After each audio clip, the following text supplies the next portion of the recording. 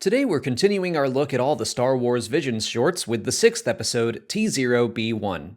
This is another story that makes me glad I'm taking my time with these, because my first reaction to it was not great. It's still not one I think I'll be revisiting a lot down the line. I'm not crazy about the animation and I think it's pretty simplistic, but taking the time to go back and watch it a little more closely, as well as hear some thoughts from other fans, allowed me to find some extra appreciation for it.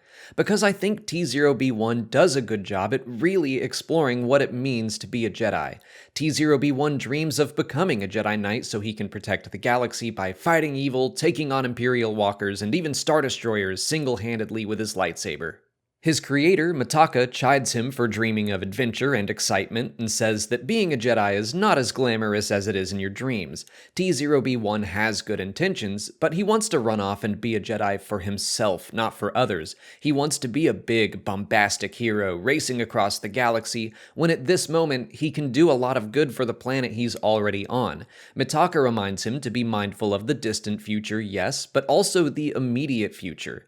He still gives the little droid a quest to find a kyber crystal, and T0-B1 searches everywhere but inside himself.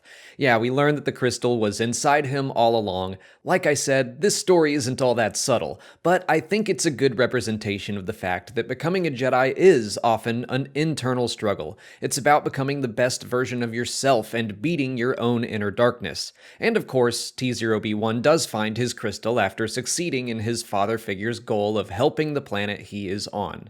I do think part of my difficulty fully enjoying this short comes down to my inability to just turn off my canon-loving brain. It's like, I know going into these that they're not canon, they're not meant to be, but I see a Force-sensitive droid and I'm like, now hold on just a minute here.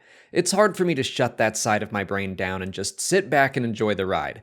That said, the fact that T0-B1 was seemingly built around Mitaka's kyber crystal is intriguing to me. I like that Star Wars Visions used kyber crystals so often and explored ideas for them outside of lightsabers and superweapons. They can also power technology like the dark armor in the twins, and they can potentially connect a droid with the Force. Looking at it from that perspective doesn't sound so far-fetched.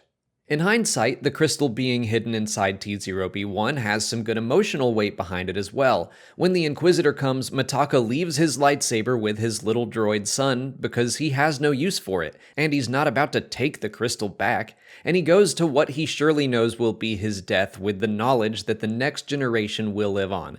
That's of course the driving force behind T0-B1 growing up and becoming more selfless, finishing Mitaka's work. He does wind up having the big heroic moment against the Inquisitor, but he didn't seek out the fight. The fight came to him, his friends, and his planet. He acted in defense and survived thanks to the help of his droid friends and the memory of his master.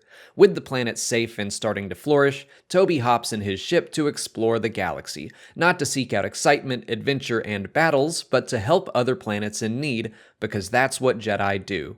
Again, not subtle at all, but still very much in line with the lessons Star Wars teaches us. I do find myself wondering why the story had to be about a droid instead of just a child.